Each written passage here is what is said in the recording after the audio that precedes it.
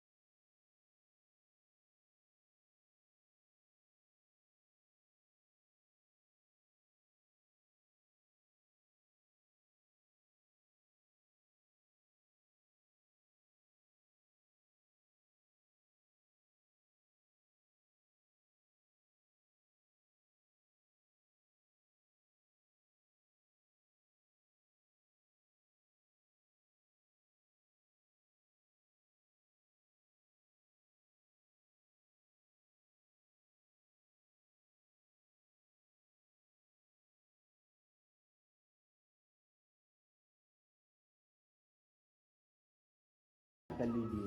अब इनके स्वामी ग्रह कौन है? मेष के मंगल, वृषभ के शुक्र। और ये टाइम दिया है तो टाइम पे क्लिक करते हैं। क्लिक करने के बाद 2:09 हो रहे हैं।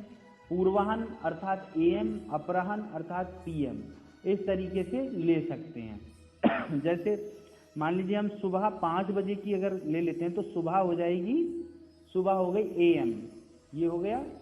और अगर हमें शाम का 5 बजे लेना है तो अपराह्न, पूर्वाह्न अपराह्न, पूर्वाह्न अपराह्न। तो हम पूर्वाह्न ले लेते हैं, इसे कर लेते हैं ठीक, तो ये सजेस्ट हो जाता है। अब हमें इसमें स्थान लेना है तो हमें यहाँ पर ये जो एरो दिया हुआ है, ये एरो, इसको क्लिक करना है और यहाँ पे देखिए स्थान लिखा हुआ है, इसके स्थान पर क्लिक करना है और यहाँ पे जो स्थान है वो डाल देंगे। जैसे यहाँ पे मुरादाबाद है तो मुरादाबाद डाल दिया।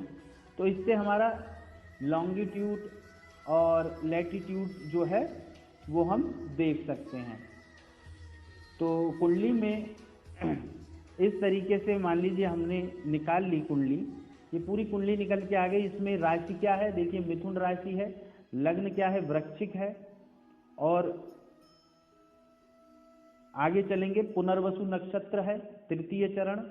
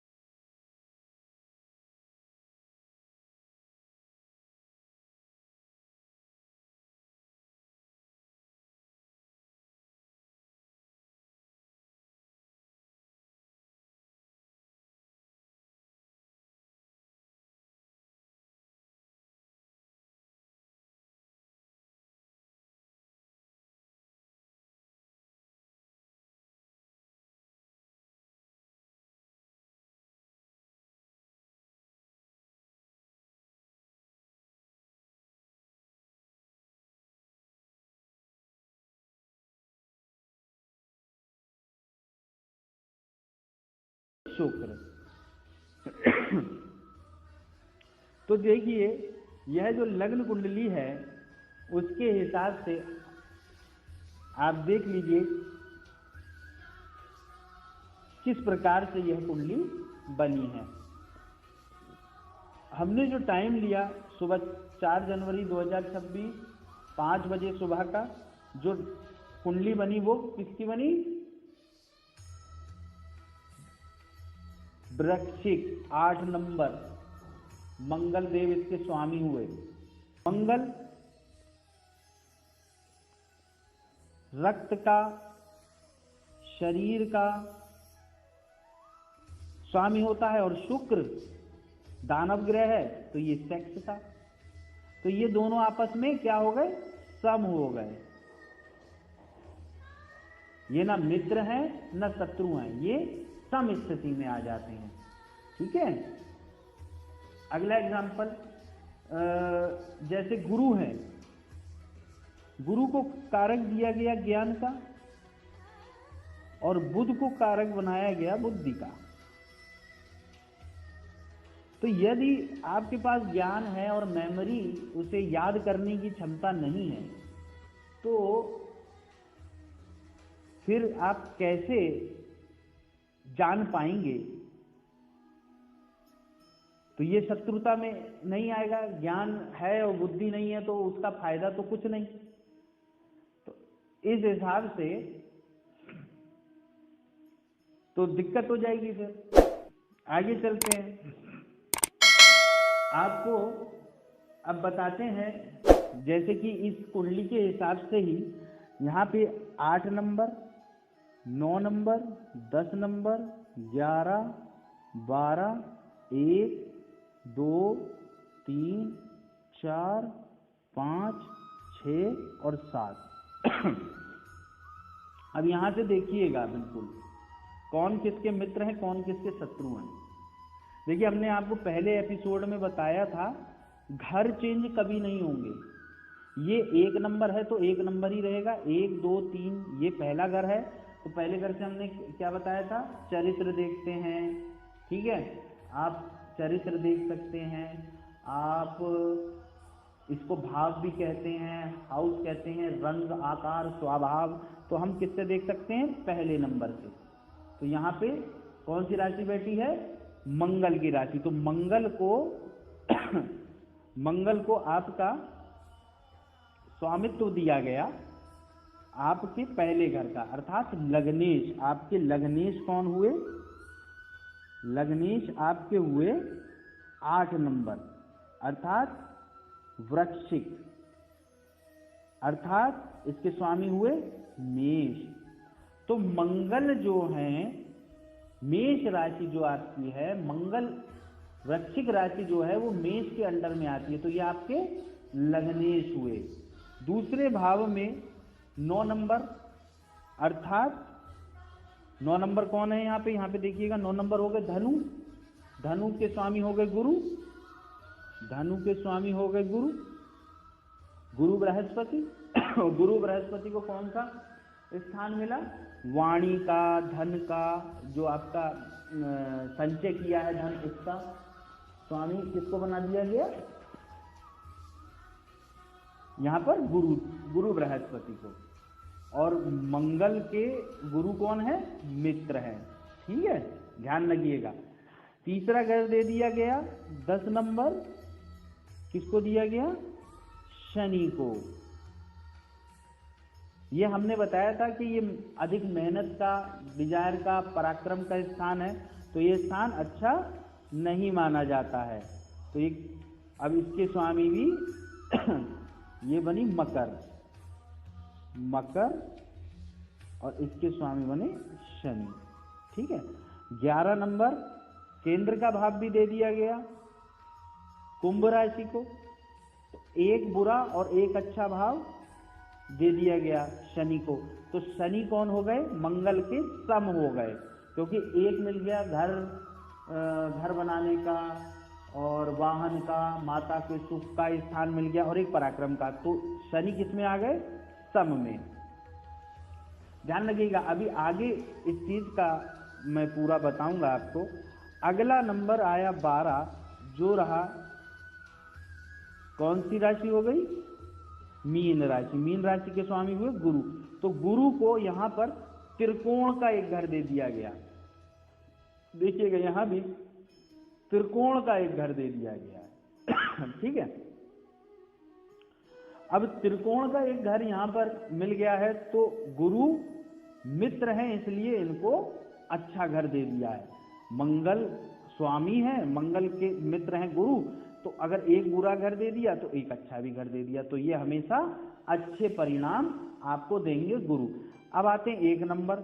1 नंबर किसका है?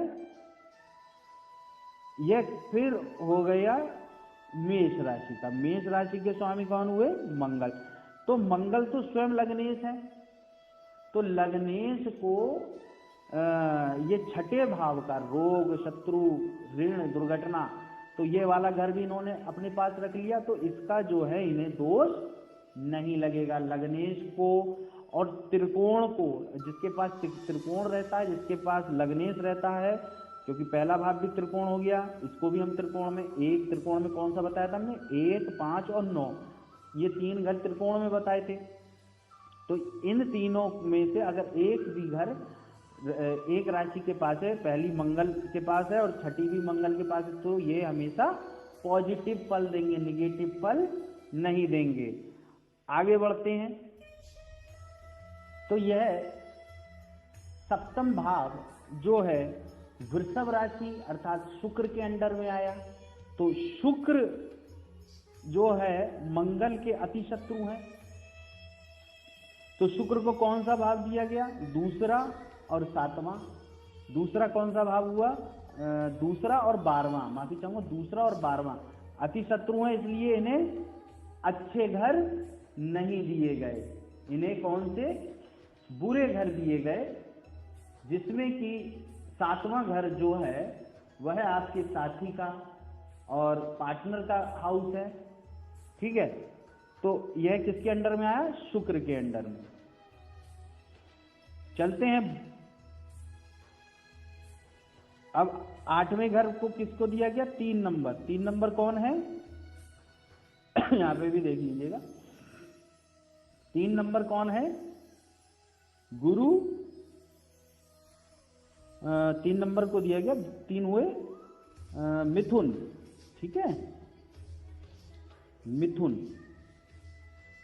मिथुन के स्वामी कौन हुए? बुध। और मंगल के बुध क्या हुए? शत्रु। तो 8वां घर किसके लिए है? 8वां घर जो है आपका मृत्यु भाव है, परेशानी का, समस्याओं का, किसी भी प्रकार की समस्या आ रही है, चोट फेंट, मृत्यु भाव, परेशानी का भाव, तो ये घर दे दिया बुध को मंगल ने, क्योंकि लग्नेश है मंगल और अपने शत्रु को तो कोई अच्छा घर देने वाले हैं नहीं, तो इसलिए इन्होंने इन्हें बुरा घर दे दिया। आगे बढ़ते हैं, चंद्रमा। 4 नंबर कर्क राशि अर्थात चंद्रमा। तो चंद्रमा के तो हुए मंगल मित्र हो गए, दोनों साथ में हैं तो मित्र हो गए, तो अपने जो है चंद्रमा को भाग्य स्थान दे दिया। भाग्य स्थान पिता का स्थान,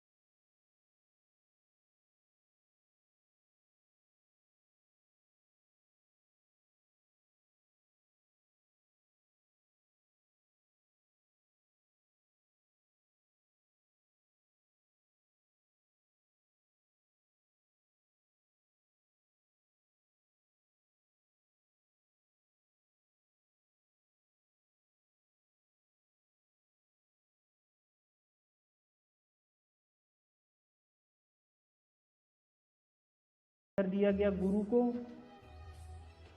छठा फिर मंगल, सातवां शुक्र, आठवां बुध, फिर नौवां चंद्रमा, 10वां सूर्य, 11वां फिर बुध और 12वां फिर शुक्र। तो आप देखिएगा किस प्रकार से तो जब भी मंगल की दशा आएगी तो पॉजिटिव रिजल्ट देगी। गुरु की दशा आएगी क्योंकि लग्नेश है, पॉजिटिव। गुरु की आएगी, एक द्वितीय भाव दिया और एक त्रिकोण का भाव दिया तो पॉजिटिव। ठीक है। शनि को एक बुरा घर दिया, एक अच्छा घर दे दिया, पॉजिटिव। गुरु का तो हमने बता ही दिया है, पॉजिटिव ही रहेगा। शुक्र को एक 7वां दे दिया, एक 12वां दे दिया, दोनों मारक स्थान दे दिए। तो यहाँ पे एक थ्योरी लगती है अष्टम टू अष्टम, अष्टम टू द्वादश। तो इसके विषय में हम आपको आगे की वीडियो में भी बता देंगे, तो उसकी कोई परेशानी नहीं है। लेकिन यहाँ पर जब भी शुक्र की दशा चलेगी तो वह आपको निगेटिव रिजल्ट देगी, पॉजिटिव रिजल्ट नहीं देगी, निगेटिव रिजल्ट देगी, विपरीत देगी, विपरीत। वहीं पे बुध 8वां घर और 11वां घर तो निगेटिव, चंद्रमा 9वां घर पॉजिटिव, सूर्य 10वां घर काम धंधे का घर पॉजिटिव।